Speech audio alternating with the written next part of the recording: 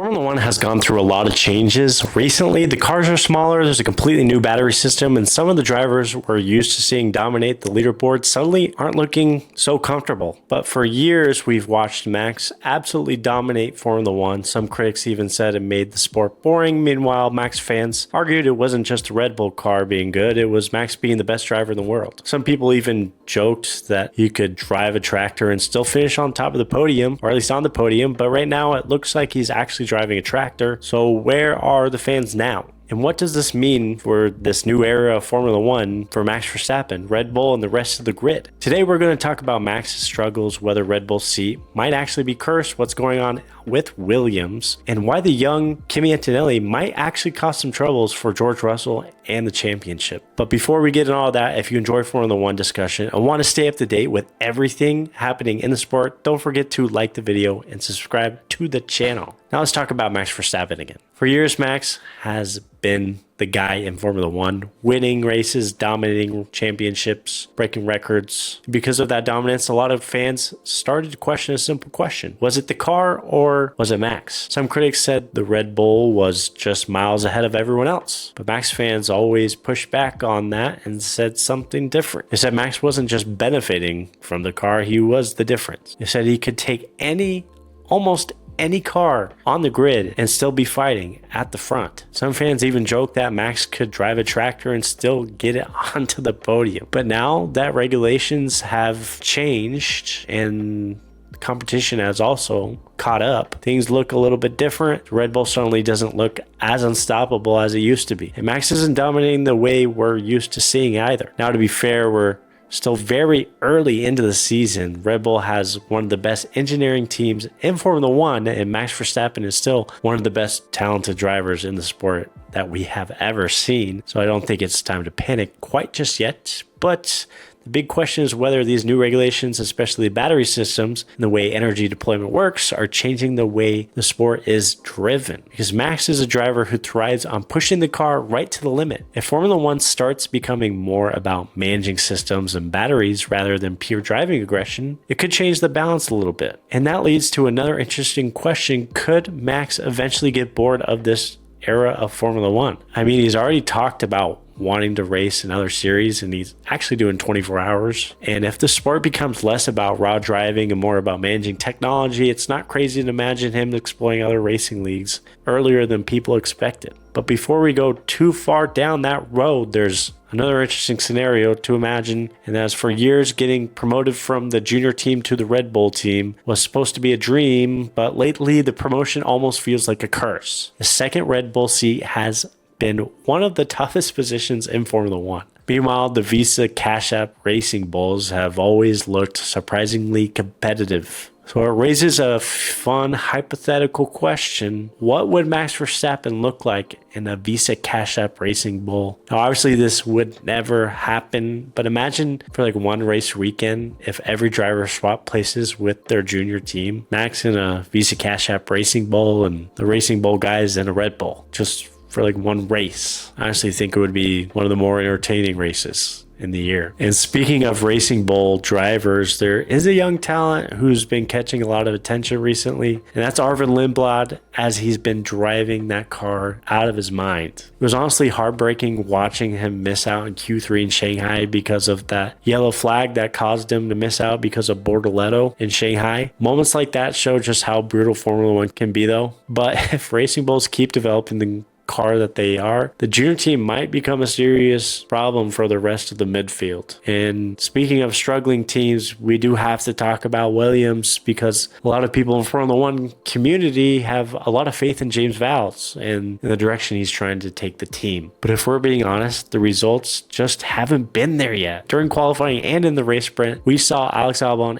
and Carlos Sainz struggle, and it's frustrating to watch because those two are extremely talented and experienced drivers. At their best, both of them are capable of fighting near the front of the grid. A few years ago, Alex Albon was consistently bringing that car home to P5 and P6. It was fun to watch, but lately the Williams just hasn't been able to really do much or keep up at all. And that leads to another interesting conversation of Carlos Sainz had options. One of the biggest ones was Audi, but he chose Williams instead. If I'm being completely honest, if I were Carlos right now, I might be questioning that decision. We all know Audi has a history in motorsport of joining any motorsport series and doing well and honestly being dominant. Meanwhile, Carlos went from fighting near the front with a Ferrari for driving a car that simply can't match the pace of the leaders. I'm sure James Vowles painted an exciting picture during those recruitment meetings with Carlos. But right now, it's hard to wonder what could have been if Carlos had taken the Audi route instead. Hopefully, Williams can figure things out because the team has too much history in Formula One to just be chilling in the back. But out of everyone at Williams, though, the one driver I feel the worst is Alex Albon, because I truly believe Alex is one of those drivers who might massively be underrated. He's been stuck in an underperforming car for years, while drivers he competed against earlier in his career are fighting for championships. I mean, you watched Lando Norris win a championship last year. He's watching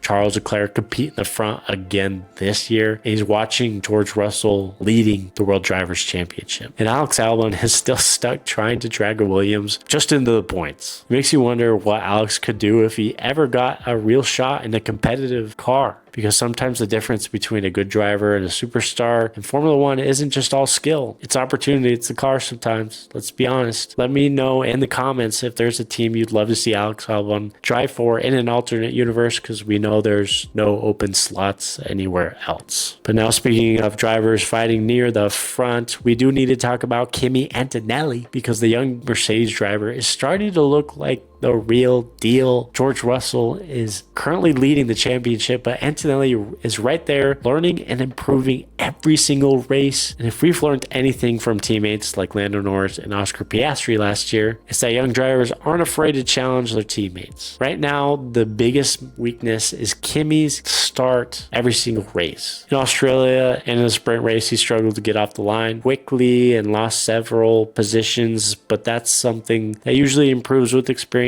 So once he gets more race starts under his belt, I'm expecting that to disappear. And if that happens, George Russell might not just be fighting a Ferrari, he might be fighting his own teammate too. And speaking of Kimi again, he just broke one of the most impressive records in Formula One history. Kimi Antonelli became the youngest driver ever to take pole position in Formula One, being the previous record held by Sebastian Vettel. Think about it. Decades of Formula One and a second year just rewrote one of the sport's most famous records. Last year, a lot of critics said he was too young. He didn't have enough experience to be in Formula One, but after a pole position like that, those critics will hopefully be a little bit more silent and take it back. But honestly, now let's talk about one of the biggest debates in Formula One right now, which is the new battery system. Some critics believe that the battery deployment is taking away from the art of Formula One. They argue that racing is becoming less about pushing the car to the limit and more about managing energy systems. Personally, I don't agree with that at all. These drivers are still pushing their cars to the absolute edge. And we've actually seen some incredible entertaining races recently. The race in Australia and the sprint race in Shanghai were two of the most exciting races we've seen in a long time. And if the batteries were really ruining the sport, please explain this. In Shanghai during Q3, George Russell had a car issue that meant he only had time for one flying lap. He couldn't even get his tires warm, and he said that when he started, he had no battery, and he still managed to put the car P2 in qualifying. So if the battery system is supposedly ruining the sport, how did George Russell manage to get P2 without using battery? To me, that shows that the driver's skill still matters. But if you made it this far into the video, it probably means you're enjoying the discussion. So don't forget to like the video, subscribe to the channel if you want more Formula One content here on Podium Pitlane, and let me know your thoughts in the comments. Is Max Verstappen actually in trouble? Should Carlos Sainz regret picking Williams over Audi? And how good do you think Kimi Antonelli will be by the end of the year? Because if this is only the beginning, Formula One might be entering a very interesting new era. And remember, it is always a great day to be a Formula One fan. Feel the tension inside, make me lose